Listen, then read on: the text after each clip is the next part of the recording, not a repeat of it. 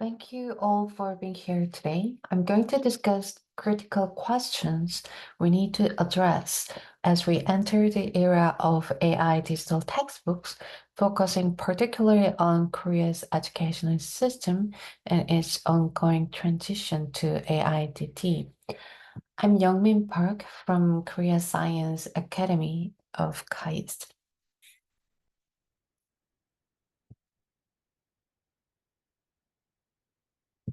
I'm going to cover two main sections today. First, an overview of AI digital textbooks in Korean education, followed by some questions addressing three key areas of the educational ecosystem: teaching and learning in the classroom, stakeholders outside the classroom, and then governments and industry.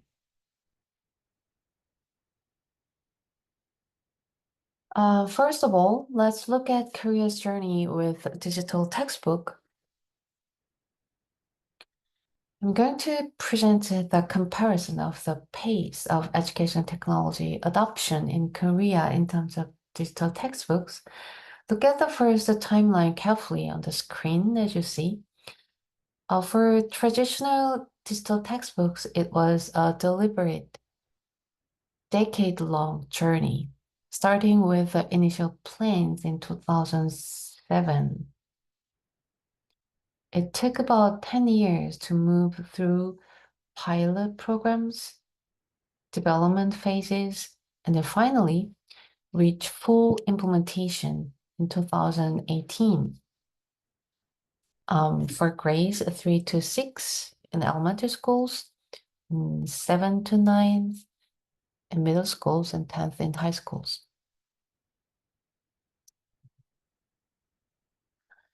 Now let's contrast this plan with our current AI digital textbook initiative. The entire process is compressed into just 2 years, from development in 2023, right here, to planned implementation in 2025. This dramatic acceleration reflects both the rapid advancement of AI technology, of course, and the increasing urgency to modernize educational tools. This compressed timeline raises important questions. Are we moving too quickly? Or is this pace necessary to keep up with technological advancement? Does the Ministry of Education's ambitious timeline suggest the confidence in the technology's readiness? Although this plan has to be changed along the way, this process puts significant pressure on all stakeholders, including teachers, students, and parents, and more, to adapt quickly. This accelerated pace, while exciting, raises legitimate concerns. Can our educational system adapt effectively in such a short time frame?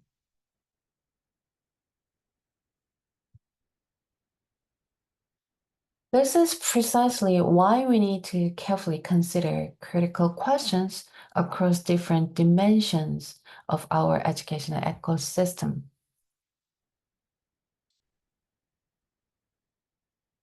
That includes teaching and learning in the classroom and stakeholders outside the classroom, and then the governance and industry.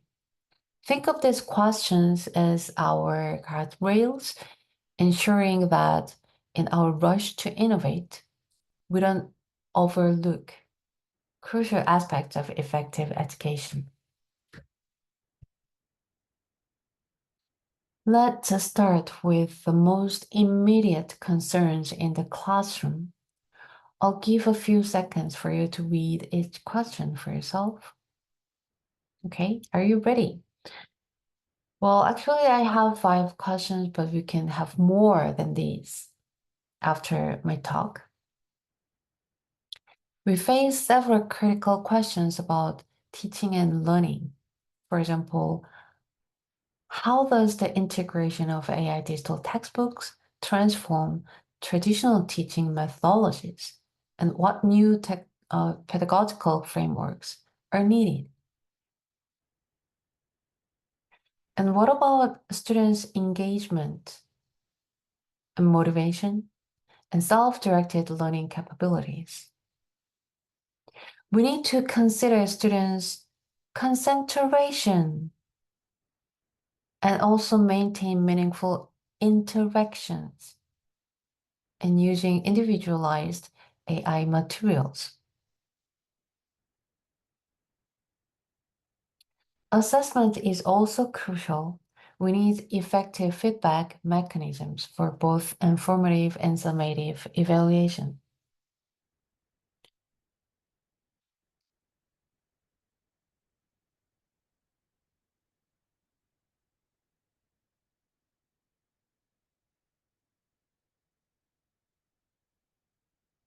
Now, let me first share an exciting example that showcases the transformative potential that we hope to have in our AI digital textbooks.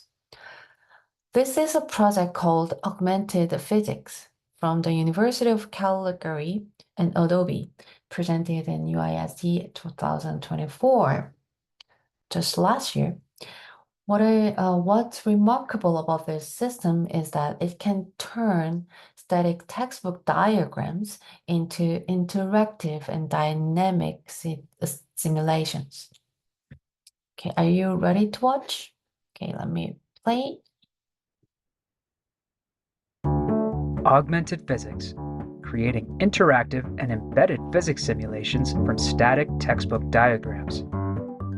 We present Augmented Physics, an ML-integrated authoring tool that transforms static physics textbooks into dynamic ones by overlaying explorable animations and interactive physics simulations. Using advanced computer vision techniques, our system semi-automatically extracts diagrams and converts them into interactive manipulatives so that the users can create personalized simulations on demand without programming. These generated interactive diagrams are seamlessly integrated onto textbook pages through a web interface, enabling hands-on explorations of various concepts such as gravity, optics, circuits, and kinematics. Informed by an elicitation study with 7 physics instructors, we propose 4 key augmentation strategies: augmented experiments, animated diagrams,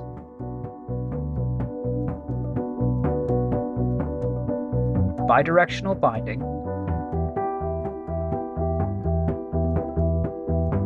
and parameter visualization. We evaluate our system through a usability study, technical evaluation, and expert interviews with 12 physics instructors. Results indicate that our system offers a more engaging and personalized learning experience for physics education.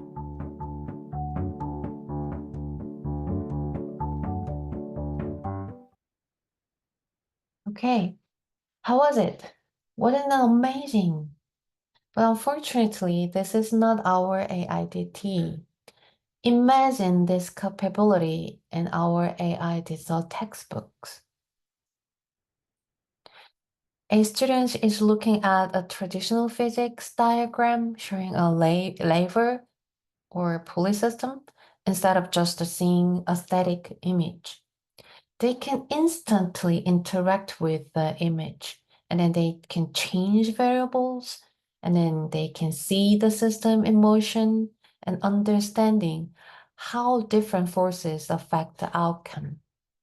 This example perfectly illustrates what we're aiming for with AIDT, not just the digitizing content, but creating truly interactive and responsive learning experiences.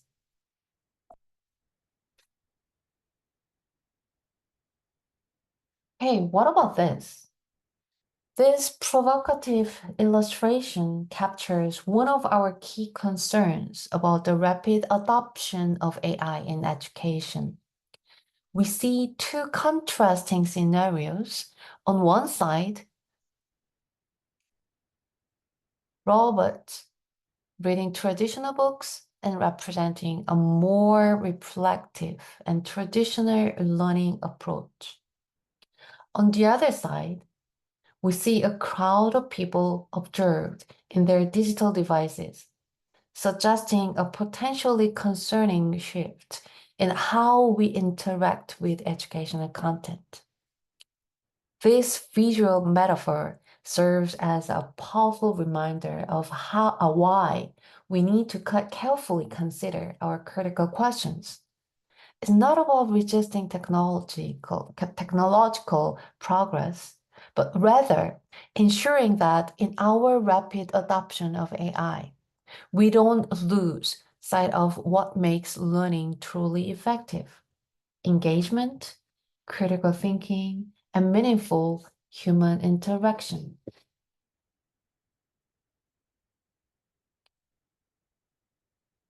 Now, let's focus on a crucial framework that will help us shape an individualized learning potential of AIDT, Universal Design for Learning.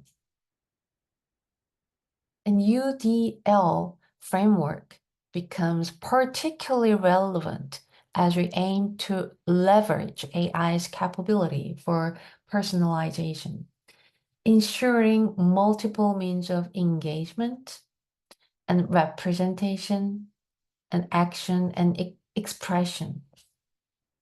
This framework helps us create inclusive learning environments. UDL gives us a structured way to ensure that our AI-driven personalization actually enhances learning for all students, not just those who are already digitally proficient.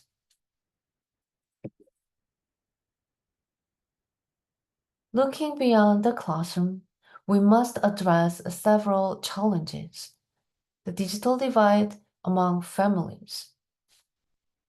So how can the digital divide among families be addressed to assure equal access to AI-enhanced learning materials? And then teacher preparation programs. How should teachers' education programs be redesigned to prepare future teachers for implementing AI digital textbooks effectively? And what about research? What research framework should be developed to assess the long-term impact of AI digital textbooks on students' learning outcomes? And what about potential biases that happens in AI generation? What roles should advocacy groups play in monitoring and addressing potential biases in AI-generated educational content? For example, how can we include parents into this conversation in AI-DT-driven education? This dashboard system is a rough idea that was presented by the Ministry of Education, though it is not yet confirmed for inclusion in the current AI-DT design, especially parents' dashboard. This creates uncertainty about how we'll actually engage parents in their children's digital learning journey. Without a concrete system in place, we risk creating another layer in the digital divide between families who can actively participate in their children's AI digital learning and those who cannot. This ties back to our broader concern about the digital divide mentioned in our stakeholder challenges. A beautiful dashboard means nothing if parents cannot or do not access it. We need to think about parents' training programs, simplified interface options, multiple access methods, and support systems for less tech-savvy families. Let's examine the critical aspect of teacher training for AIDT, which needs to happen at two distinct levels, in-service and pre-service teachers. The screenshot that you're watching right now is the result when I searched for AIDT teacher training yesterday, meaning that a lot of training programs are fortunately available now. Like you see here, teacher training is being conducted at three levels: university programs and school district initiatives, and then the Ministry of Education guidance. But they're essentially trying to build the plane while flying it, which raises several questions. How do we ensure consistent training quality across different institutions? What benchmarks should we use to assess teacher readiness for AIDT? How do we prevent teacher burnout during this rapid transition? Let's move on to another people. These images showcase an important ongoing initiative that has been developed and run by a civil community. A series of workshops titled ESC AI Symposium. This sequential approach is crucial because it brings together diverse stakeholders, including educators, administrators, policymakers, and industry experts. And it creates a structured forum for raising concerns and shaping experiences. It helps identify emerging issues before they become major problems. And also it allows for continuous refinement of implementation strategies. These workshops serve as an early warning system and a feedback loop. As we rush toward implementation in 2025, having these regular checks in help us to document challenges as they emerge and to share successful practices and to adjust our approach based on their stakeholder feedback and to build a community of practice around AI digital textbook. On the government side, the questions surrounding AIDT require careful balancing. We need regulatory frameworks that ensure quality while protecting students' privacy, but we also need flexibility to allow for innovation. Looking at this substantial budget allocation, we had this much last year for AIDT, with major portion going to infrastructure and teacher training, reflecting the scale of this transformation. We must pause and consider the opportunity costs.